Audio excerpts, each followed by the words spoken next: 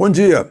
Vejam só, a Amazônia chama a atenção do mundo, né? Chamou pouca atenção por razões políticas em 2007, quando estivemos no auge da quantidade de incêndios na Amazônia, né? Mas está chamando agora por razões políticas, sim. E eu queria lembrar o valor da Amazônia para o brasileiro. Ela não caiu do céu para nós, não ficou por acaso dentro de um mapa. Ela foi objeto de conquista. O alferes Pedro Teixeira chegou lá depois que os portugueses expulsaram os franceses de São Luís do Maranhão e foi lá comandado pelo Castelo Branco, né, para fazer o forte do Presépio, lá na desembocadura do rio, para garantir a entrada do rio. Depois o Pedro Teixeira, no ano seguinte, tirou os holandeses lá da foz do Xingu, né? Depois ele subiu o Tapajós no ano seguinte, outro ano ele fez uma esquadra, né? Uma esquadra de 70 soldados, 1.200 flecheiros e remadores indígenas, 45 embarcações, saiu de Belém e foi até o Equador, foi até Quito, e passando pela espada os espanhóis que estavam no caminho, que queriam tomar conta da Amazônia, né? Porque os rios da Amazônia são a saída para o Atlântico desses países andinos ali daquela região, né? Então não foi brincadeira não, e tirou espanhóis no tempo em que os Filipe da Espanha dominavam Portugal, né? Que ficaram até 1640, até a restauração lá em Portugal, né? Então foi um grande feito que custou muito aos portugueses, né, que mantiveram a Amazônia no Brasil colônia e depois entregaram aos brasileiros, né? Então não foi fácil. Então esse é o valor da nossa Amazônia, cheia de riqueza. Se fosse, alguém disse isso, né, se fosse riqueza de árvore, né, os europeus teriam plantado essas árvores lá na Europa, né? Mas é a riqueza do subsolo que eles não têm.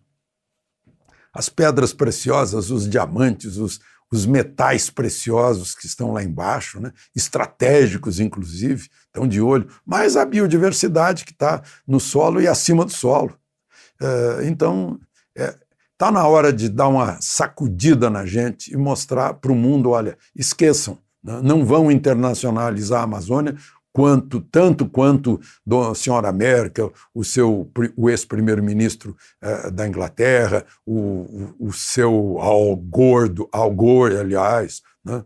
Então, não adianta quererem, né? A Amazônia é nossa. Falando em Amazônia, vejam só a gritaria do pessoal que era, segundo Chico Graziano, que foi ministro de Fernando Henrique, né? Ele postou uma mensagem dizendo que o CONAMA, o Conselho Nacional do Meio Ambiente, era uma assembleia do esquerdismo verde, né? Tinha 96 pessoas, era uma assembleia, agora tem 23. Só da tal sociedade civil é sociedade que não é eclesiástica nem militar, né?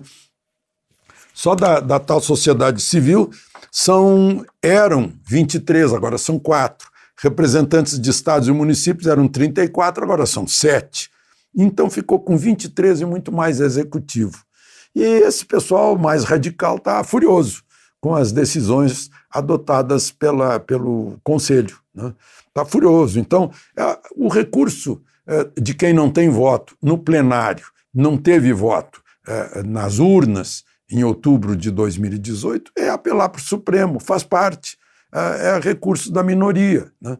A estratégia da minoria é tudo fazer para atrapalhar o governo, né, que é da maioria, e a tática é recorrer ao Supremo, onde tem encontrado alguns ministros amistosos, favoráveis e até, segundo Marco Aurélio, preconceituosos contra o governo. Então é isso que a gente vê acontecer. Só que se a gente for para o agro, que está sustentando o país nesse momento, botando comida na nossa mesa, nas prateleiras dos supermercados e nos navios, né? Só que se a gente for para o agro, o pessoal do agro vai dizer, como tem dito a mim, que o Ricardo Salles é um dos melhores ministros desse governo, né? E o interessante é que o presidente também acha isso, e o presidente é o chefe dele e o dono do cargo. De Brasília, Alexandre Garcia.